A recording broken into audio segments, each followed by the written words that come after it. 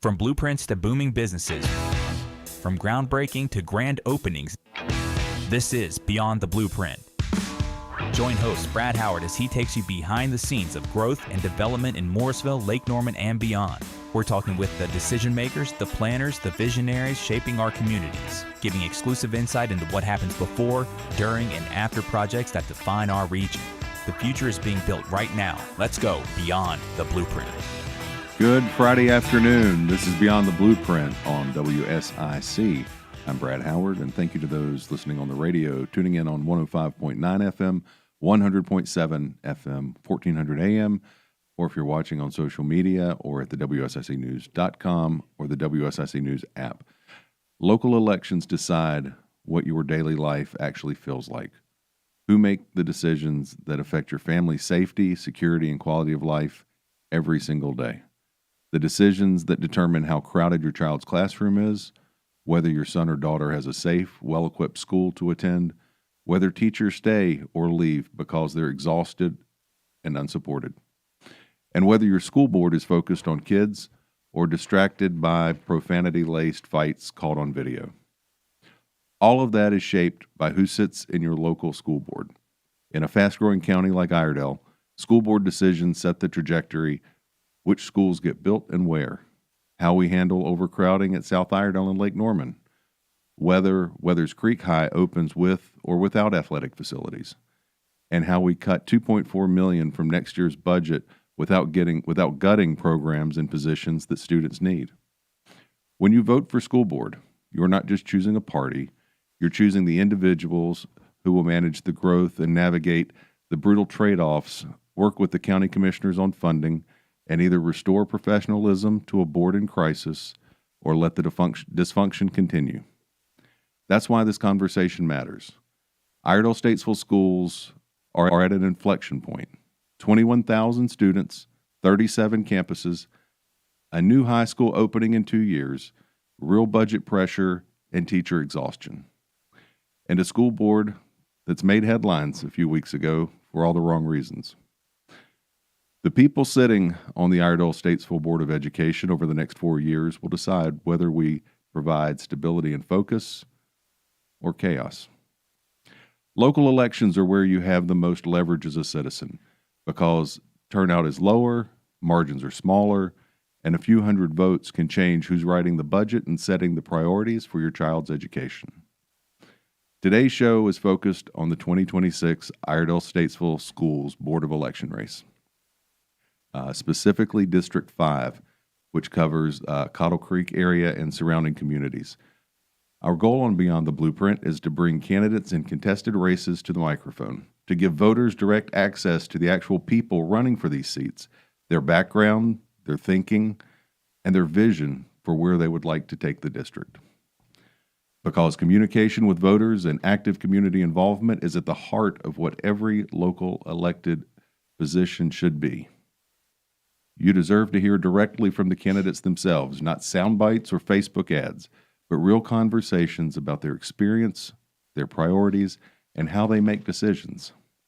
Our guest today is Dr. Boen Nutting, a career educator with 30 years experience in public schools, much of it right here in Iredell Statesville schools. She's not coming from the outside looking in. She's coming from the classroom, the principal's office, and the superintendent's cabinet, where she led strategic planning for 37 campuses, secured $7.1 million in federal grants for student mental health support, served as the district's COVID-19 liaison, and retired as assistant superintendent in 2023. Now she's running for the District 5 school board seat and the Republican primary on March 3rd. This conversation is about her 3 decades of experience inside the system, what she sees from the front lines about overcrowding, budget cuts, teacher retention, and board dysfunction, and how that unique vantage point shapes her thinking about what the school board should prioritize and how it should conduct itself. Dr. Nutting, thanks for joining us. Thank you. Thank you for having me. All right, so let's dive in. Welcome to Beyond the Blueprint. And for folks who don't know you yet, give us the quick version. Who are you? What seat are you running for? Give us the details. Okay. Hi, everybody. My name is Boen, and I am running for the Iredell Statesville School Board District 5 seat. That's pretty much is, there are 7 different districts in the Iredell Statesville Schools Board, and those are divided into 7 different parts of the county, and each district has 20 to 25,000 people in that district. So my district is pretty much the southeastern quadrant, so it goes down. It's basically one side of Brawley School Road and then heads down toward Cottle Creek to the Mecklenburg County line. So maybe the south of Brawley School Road down to Mecklenburg and then over to the Roe and Cabarrus line? Absolutely, yes. That's Okay. exactly where it is. So I've had a lot of folks ask me, oh, you weren't on my ballot. I went for early voting and you're not on my ballot. So just because you have a Mooresville address does not mean that you're voting in District 5. So that's what I'm running for. I am 2.5 years retired from the Iredell Statesville Schools. I did 30 years in the public school district here in North Carolina. So just a little bit of background about me. My husband and I came here to Mooresville and down Brawley School Road when the intersection of Brawley School Road and Williamson Road was a 4-way stop. And there was a sign on the corner that said firewood for sale. We're probably some of the few people that remember that. Yeah. When you turned down Brawley School Road, what you saw was Brawley School, and it was on the right, and it was way back in the trees. That's right. Yeah. There was no Publix, no Harris Teeter, no. Yeah. So my husband and I met at the University of Georgia. We are proud Georgia Bulldog fans, and we graduated from UGA and moved to North Carolina to Race City, USA. Mm-hmm. So we came here because my husband works in the racing industry. And so I've always known Mooresville to be Race City, USA, and he is still in the business. In fact, he's loading up tomorrow to head to the Atlanta race. So we have been here for a really long time. My undergrad degree is in elementary education, so I came to North Carolina and taught over at W.R. Odell Elementary School over in Cabarrus County, in the old one before they tore it down. Oh, the old Odell yeah, School. The old Odell School. After I taught for a while, I worked on a master's degree in educational administration, and got a job way out in West Lincoln County at West Lincoln Middle School. Oh my gosh, you lived in Mooresville and drove all I the way to West. did. I drove all the way down 150. Yep. Back then, it really only took me like 45 or 50 minutes. Yeah, for the people that haven't lived here, 30 years ago, that was. Again, it was a much easier drive than it is now. But then I came back and served as a assistant principal at Mooresville Senior High School, and started working on a doctorate in educational leadership. Served as principal at Lake Norman Elementary School, at Mount Morin School, which is an international baccalaureate school. I'm very proud of my time there. Mm-hmm. And then finally finished up my career at the district office in Statesville. So that's just a little background about me. All right, and we're going to take a break here in just a second. Before we go, in 30 seconds, 60 seconds, just tell us what makes you feel you've been an insider for decades. So what trajectory, your trajectory you were on, prepares you for this possible role? Well, I have a doctorate in educational leadership. So if you want to take a class in educational finance, I can teach it to you. I can teach you about human resources in the public school system, curriculum. I have a curriculum specialist degree. So I'm very knowledgeable about this, the entire process. And so just very eager to give back to my community and serve my community and serve my school district that I'm really proud to be a part of. And you are, we're going to come back and we're going to talk about some impacts you've made. So again, Dr. Boen Nutting, she's running for the Iredell Statesville School Board, and we'll be right back.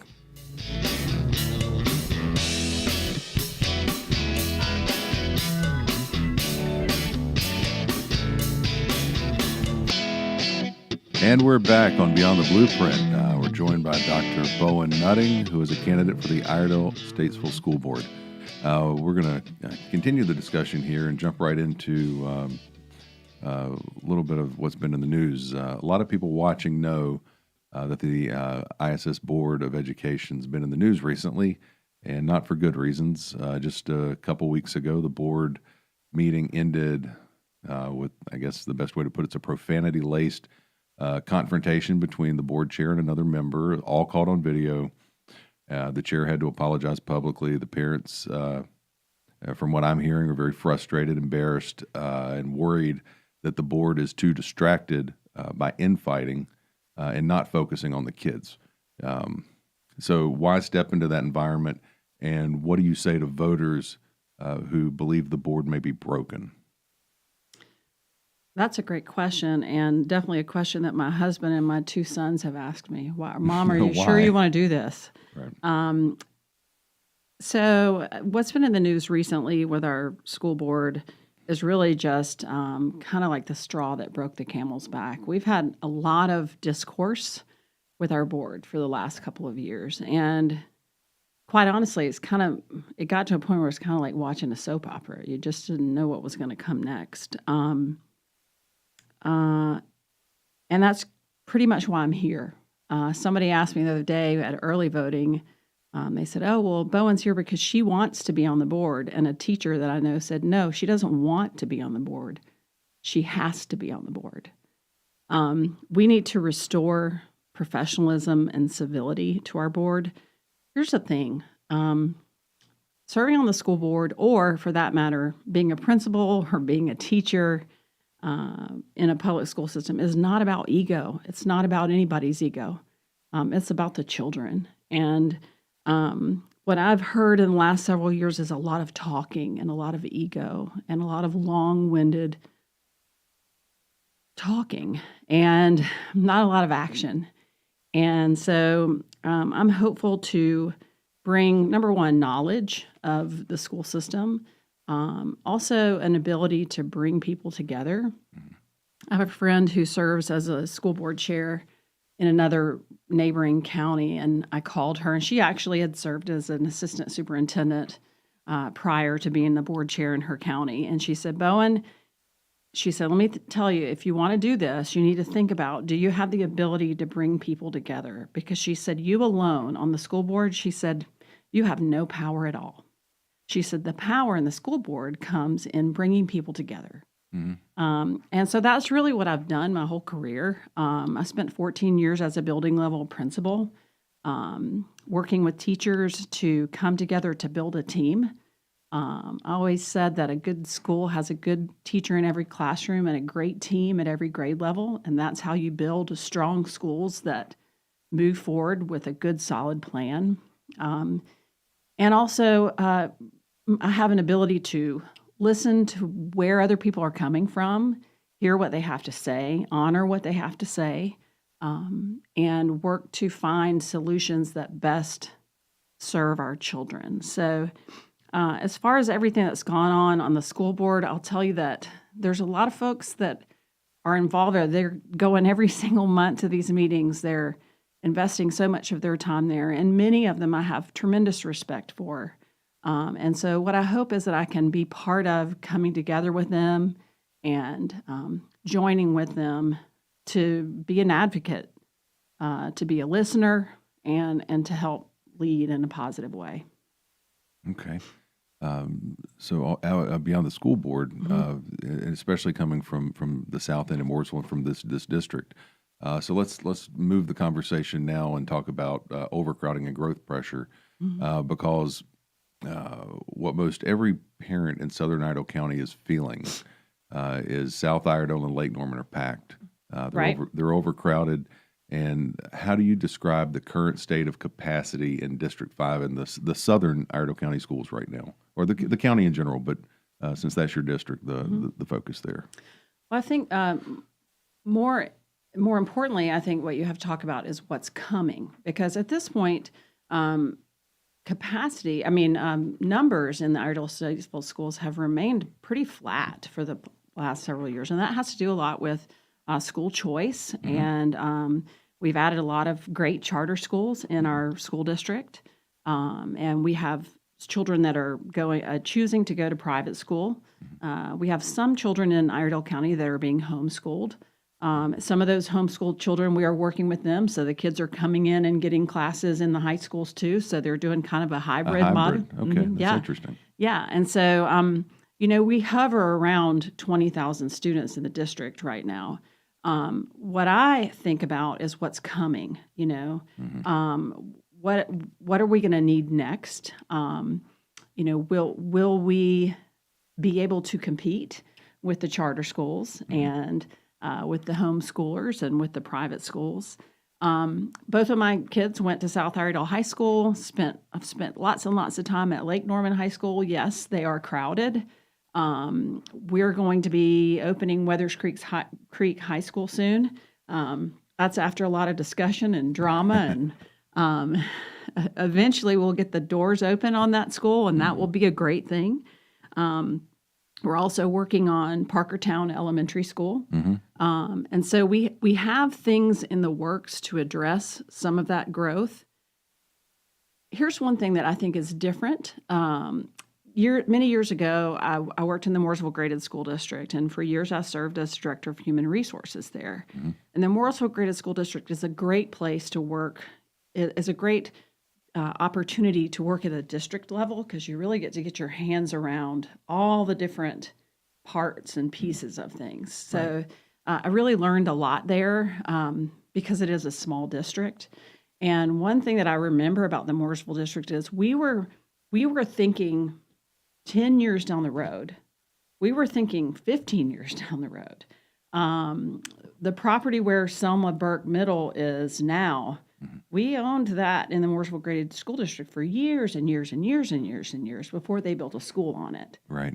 And so where does our next property come from? Where are we going to grow next? What do we predict as we continue to become a great place to live in Mooresville and in Iredell County? So what you're saying is a little longer range planning and thinking. A lot like we look at things. When I was younger, I used to look at things and what's happening tomorrow. Then it was 1, 3, 5. Now we think of everything in 5, 10, 15. Right. So, and you have to, especially at the speed that government moves, and when you're in an area that's growing as fast as we are, you have to do it that way. And you have to look every year or two and pivot. You say, well, this is what we thought. This is our 15-year plan, but things are going a little differently, so we need to revise the plan.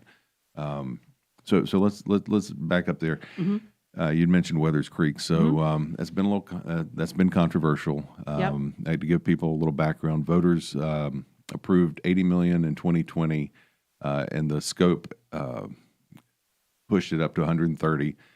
So to make that work, and a lot of people may not understand this, the school board does not fund schools. The Iredell County Commissioners fund the facilities. Right. The school board is the operational side of the school, not the facility side. So Weathers Creek is finally moving. It started out, voters approved an $80 million bond in 2020. The scope pushed it up to 130 over time. So to make that work on the Delta, the commissioners added $40 million with new bonds and then pulled $10 million from the health department project to make the 130. The board approved a phase 1 plan that builds the school but does not fund athletics. And what that means is there's no stadium, no finished fields. And this is a point of contention and I pulled all this. This is off a lot of online discussion. So just to see what the people are concerned about. So how do you view that decision, and are you comfortable opening a school without full athletics? Well, no, I'm not comfortable opening a school without full athletics. And, the only thing worse than an angry parent is an angry sports parent, right? That's no good. Well, that's not okay. So we're going to have to figure out a solution to that. Right. I think that COVID got us with Weathers Creek. I think there's been a lot of political back and forth about that. Here's the great news. The great news is we're going to get that school open, and it's going to be great when we get it open. And I'd like to be a part of figuring out how we're going to do the athletic piece. you run into a lot of the same thing. I've been part of, building lots of different schools over many different years. And it seems like a lot of the time, especially with elementary schools, you figure out how to build the elementary school, but then we don't have the money for the playground. Right. That's kind of how it goes. Yep. So this sort of feels like that. Just a whole lot more expensive. It's a little more than a whole lot more expensive. So I'm excited to be part of that discussion and those solutions and the ideas that folks have in order for us to get to that. All right, so we're going to take a break, and when we come back, we're going to get into the budget crisis, teacher retention, and classroom concerns. So again, we are, this is Beyond the Blueprint, Brad Howard, joined by Dr. Boen Nutting, who is a candidate for the Iredell-Statesville Board of Education. We'll be right back.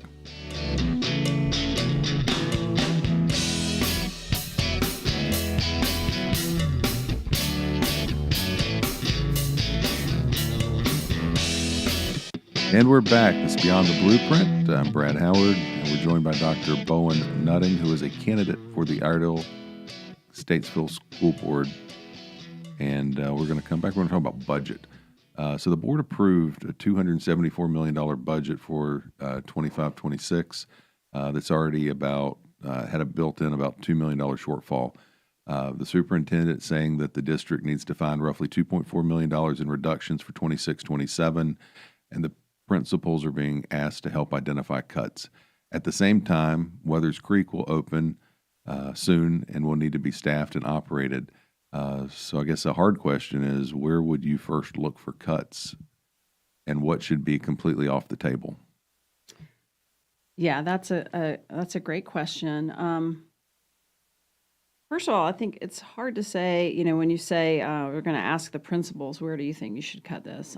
I served as a principal for 14 years, and just because you're a building level principal, usually people that are building level principals have been teachers, then they're assistant principals, they become principals. Just because you're a principal doesn't mean that you are intimately knowledgeable about school board finance. Right. When you've got a school district with almost 21,000 students and 38 schools, you're cutting more grass than any employer in the county. You're serving more lunches than any employer in the county. The principal at a school building is the principal of that school building. Right. So, and that's what they're supposed to do. Right. So saying, well, we're going to go to the principals and ask them what to cut. Number one, as a principal, having been a principal, that's a really scary thing, because what we hear as a principal is, you're cutting my people.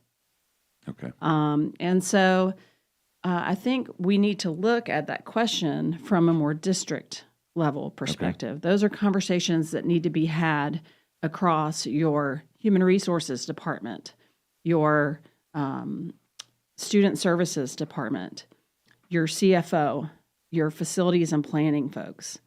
How many people are we contracting with? What kind of contracts do we have? A sometimes low-hanging fruit is, what about our fleet of cars? How much money are we spending on gas? How much are we spending on?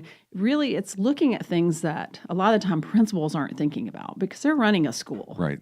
And so I think that finding that cut, that shortfall, should fall primarily to the superintendent and to the folks at the district level who have a more of a working knowledge of a big school budget. And I think that, quite honestly, our superintendent and our folks should be able to figure out a $2 million cut.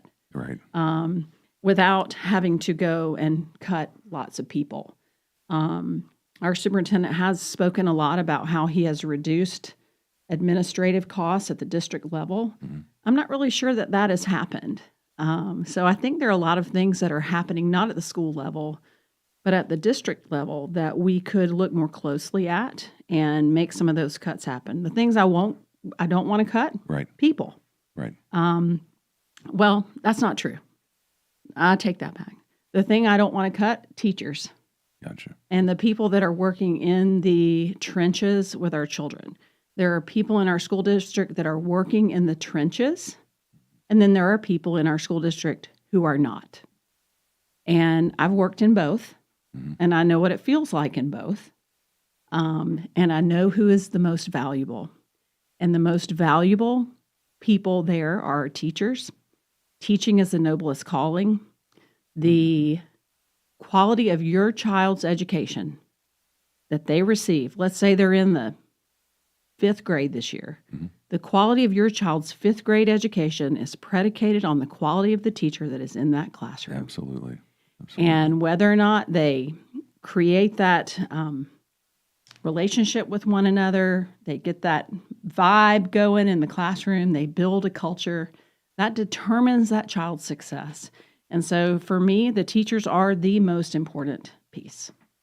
So on that, again, a lot of our questions came off of social media and topics that are out there being discussed. And teacher shortages and burnout have been a problem for years, and parents are finally noticing.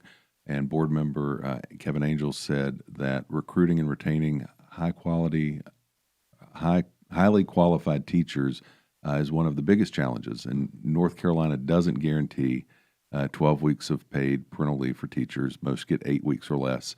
And what we're hearing is that teachers are exhausted, overworked, covering classes during planning periods when there are no substitutes. So what do you see as the root causes, and what can you do, or what can the board actually do about this? Yeah, and what can I do as a board member? Correct. Yeah, absolutely. I agree. Again, I will repeat, teaching is the noblest calling. The success of our school district is in the hands of our teachers. We have a teacher shortage all across the country. It's been interesting. Again, I've been working the early voting polls for almost a week now, and I'm running into some old teachers that I've worked with over the years. And a lot of the time they look at me and they say, Boen, I've got 2 more years and I can retire. And it's heartbreaking to me because teaching is good work. It's hard work. And I think that the way to attract and retain quality teachers is, number one, not to have a circus of a board meeting. Because here's the thing, if you are looking for a teaching position, it's really possible that you're going, okay, well, I'm going to look at the Mooresville graded schools. I'm going to look in Iredell Statesville schools. I'm going to look at Cabarrus County, Rowan County, Lincoln County, Charlotte Mecklenburg, where I can make a lot more money, right? One thing you're going to look at are the board meetings. And if you watch a board meeting and it's a circus, you'd be like, well, I'm not going to work there. That is not where I want to work. I want to work where there are board members that are supporting their education. They have a strategic plan. They're moving forward. They like each other. They're working together, not against each other. You can disagree, with people, but there's ways to conduct that. Absolutely. That setting. Absolutely. And so, one thing we're going to have to do is fix the school board so that people want to come and work in our district and not make fun of us, which is really what's happening a lot of the time. Also, I also think that the principalship is a terribly important job. The principal drives the attitude and the culture of the school, and we have to make sure that we have principals in place at each school that honor teachers, that listen when they say, hey, I can't do lunch duty every day. Hey, I can't teach a 4th block every day and not have time to grade papers. We have to protect their time, protect them as professionals. And so those are the kinds of things that are important to me in order to attract and retain teachers. We don't teach to make money. That's not why we came to this place. We teach to make a difference. My husband always says, he goes, Boen, I just make widgets. You make a difference. And that's what teachers do. And that's what in the end, that's what we're most proud of. I had a student come up yesterday, and I had him in kindergarten, and he was there to vote, Oh, my gosh. Yeah, and that's the kind of thing that you're like, this is why I'm here, That's what they want. That's they want to make a difference. They want to make an impact. And so we have to create a culture for them where they feel appreciated and honored. We have to listen to them professionally. They're the ones in the classroom. If I'm the principal, I'm not in the classroom. They are the specialist, and I need to hear what they have to say and honor what they have to say. And I really like the way you framed that. That's a really good analogy. Yeah. So when we come back, I'm going to pose the question right now. We'll come back. We'll discuss it. It's about safety. So that it's going to touch on something that just happened this past Monday. Safety is front of mind for a lot of parents right now. Back on Monday, which was February the 16th, Statesville High School had to evacuate for a bomb threat. This turned out to be a hoax, but it rattled a lot of families. Back in November, South Iredell had a discipline incident involving multiple students that went viral on social media. The principal had to send a letter home saying that all students be involved were disciplined. And parents are asking, and again, this is all coming from social media content, is discipline being enforced consistently, and where do you stand on this? But we'll give you some time to think about that, and we'll be right back. Okay, great.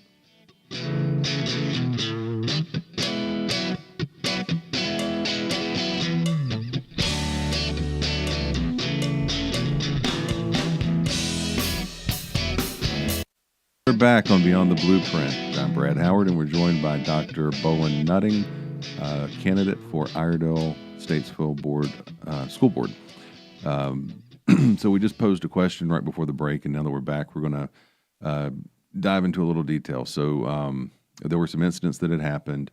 So really what parents are asking, and again, this is coming off of social media content that we're pulling down, are the schools safe, and is discipline being equally enforced or enforced consistently? Where do you stand on these issues and how they're being addressed?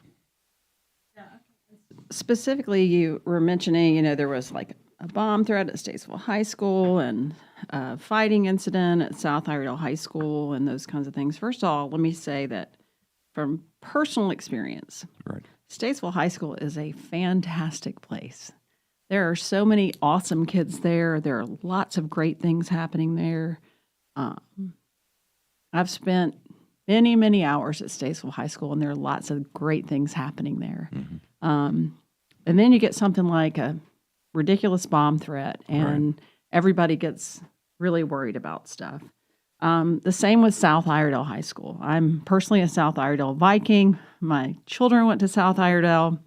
So at South Iredell High School, you have Robert Little as the principal there. He steers that ship. He is a fantastic guy, works very, very hard. Statesville High School, Chad Parker, Dr. Chad Parker, I think is a well-respected and loved principal there at Statesville High School. I haven't talked to anybody up there, but I've heard through the grapevine that he did a great job kind of diffusing some of that stuff that was going on at Statesville High School last week. We work really well with the Iredell County Sheriff's Department, with the Mooresville Police. We've made tremendous strides over the last 5-10 years with our SROs that are in our buildings, with securing our campuses. We work very hard on our lockdown drills and how our doors are locked and how our buildings are built and all those things. So, yes, we're always worried about discipline and we're always worried about safety. I graduated from high school in 1988, and I remember bomb threats. Me too. Yeah, and we would sit in the stadium, because somebody would call, literally make a bomb threat from the payphone. And I was at Mooresville High School. Okay, I was not, but, and there was a payphone in the school, and they would call from the payphone in the school. And we would get excited because that meant we would go sit out in the stadium for the afternoon. So these are not new things. No. But I do think that in working with law enforcement and working with all the folks that we employ, that their job is to work on the safety and security of our students. I think that I feel very comfortable. My children are 26 and 23 now, but I would be absolutely more than comfortable to put my children on a school bus in the Iredell Statesville schools today and send them there. And things are going to happen. When you've got 21,000 children, that means you've got, at least 40,000 parents, and that's a big deal. It's a lot of people. It's a lot. Yeah. It's a lot. So we're limited on time, and I'm going to try to hit as many things as we can that we had down here, and I'm not going to hit them all. So just do it as quick as you can. But I want to cover all these issues because I want people to hear from you. So we're going to touch on some things that we've already talked about, but just quicker answers on how you Okay. address them. So every board has its own culture, and right now we've already discussed what's going on in the board, the public fighting, the profanity, everything else. If you're elected, what kind of board member will you be, and style and substance, and how do you believe you could help change a toxic dynamic? I think I will be a board member that will listen and advocate for our children and for our teachers and educators. I believe that we can all agree to disagree. And my experience has been in working in buildings with teachers that don't always agree, right? And so It's okay not to we agree. can not agree. And what is it? You once you come to a consensus, you come out of that room together and you move forward systematically. So I am eager to bring civility to the board. I'm eager to bring trust back to our board, so that not only that our school district can trust us and our teachers and students and parents can trust us, but so that our county commissioners can trust us. We have a lot of important things to talk about. Yes. And we're not talking about those things because we're arguing with each other. So we have redistricting issues coming. We have growth issues coming. We have teacher retention and detraction issues. We have budget issues. Those are things that we need to be able to have conversations about and bring systematic ideas and strategies to our community and to our county so that we can fund those things and be great. Well, you definitely have your pulse on the issues. So let's jump on to the next question, the transparency. Transparency is something we hear about consistently. Parents say they want clear communication about budget decisions, facility plans, discipline policies. There have been concerns in the past about closed meetings and decisions made without enough public input. So if you're elected, what will feel different to the parents about how the board communicates? One thing that was asked at me recently at a forum was, I think the board's been arguing a lot about whether or not they leave public comment at the beginning of the meeting or at the end of the meeting, because you can go and sign up to speak for 3 minutes at the board meeting. I think we need to move it back to the beginning of the meeting.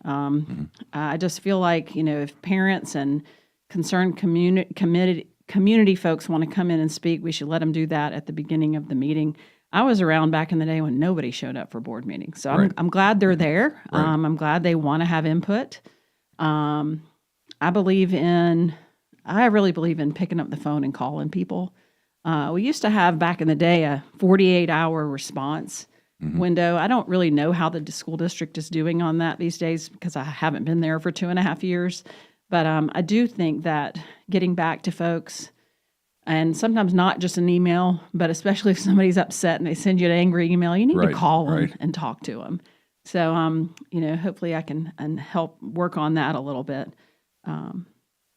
That's my thought on that. All right. So to quickly run through these last 3 questions. So governing isn't just about the 7 people at the board table. You have to work with the county commissioners who control the funding, the state officials who set education policy, charter school operators, business leaders, and parents, all that are going to have very different views. So the next question is, how do you plan to work across those differences? I think that's important. And one thing that I bring to the table on that is that I know a lot of these people already. So, Right. I've worked in the school district. I did public information for the school district for a long time. So I know most of our elected officials. I know all of our county commissioners. I know folks that are on the charter board. Right. I've got friends over at Pine Lake Prep. So these are all people that I know and respect and in our community. So I think that is the beginning of having good conversations and moving us forward. Again, I'll reiterate, I don't think there's any power whatsoever to one seat on the school board. I mean, it's useless if Right. you can't build consistent if you can't- consensus. if you can't build consensus. It's really a waste of your time. Right. And I'm actually seeing a little bit of that on the school board. If you're not able to bring people together, you may as well go to the house, right? And so I think I bring that to the table. I think if you meet anybody that worked with me when I was a principal, they'll tell you that was my whole goal. let's take this ship and let's get on it together and let's steer it in the direction we want to go. And that's the best way to do it. So, so right now, let's take a look. You're in the home stretch for the voter who may just be turning in or just be tuning in now or hearing your name for the first time. For District 5, it covers Cottle Creek, and we talked about that being sort of on the south side of Brawley School Road over to down around the lake over to the Cabarrus County Rowan line. So that's your district. So why should they fill in the oval for Dr. Boen Nutting on March 3rd? Quick, your top priorities, and what do you hope that people will remember about you after you decide to retire from your seat on the board? Yeah, okay. So my top priorities, number one, is attracting and retaining quality teachers, because I think that is the heart of a great school system. Growth and addressing growth and talking about the future. And then my final top priority is communication, again, with our elected officials, with our unelected officials, with schools, with Mitchell Community College, with the Mooresville graded school district. So I think all of those things are my top three priorities. The reason that you should bubble in my name on your ballot is because I am the most qualified candidate for this position. My opponent is a really great guy. I've been talking to him some at the early voting sites where early voting is open from 8 to 7:30, Monday through Friday for 2 weeks. This Saturday will be open till 3. Next Saturday will be open to 3. And so we have lots of days to work at the early voting. My opponent is a really nice guy. I've met his wife. I've met his father-in-law. He's fantastic. He does not have the experience that I have. I will bring to the table the questions that a lot of board members don't even know to ask. And so I'm ready to be there and to advocate for the Iredell-Statesville schools. Well, thank you so much. Thank you. No, thank you, Dr. Nutting, for joining us today. And again, Dr. Boen Nutting, candidate for the Iredell-Statesville Schools Board of Education District 5 seat. 30 years working for the system, classroom to superintendent's office. 3 decades of real-world experience navigating the exact challenges the board faces right now: overcrowding, budget cuts, teacher exhaustion, and board dysfunction. So the Republican primary is March 3rd. Your ballot decides who manages $274 million in taxpayer money, who votes on whether Weathers Creek opens with or without a stadium, and who either restores professionalism to a board in crisis or allows the chaos to continue. Do your homework, study the candidates, reach out, call them, and most importantly, vote. This has been Beyond the Blueprint on WSIC. I'm Brad Howard. And thank you for spending your Friday afternoon with us. We will see you back here next week. Thanks, Brad. Thank you.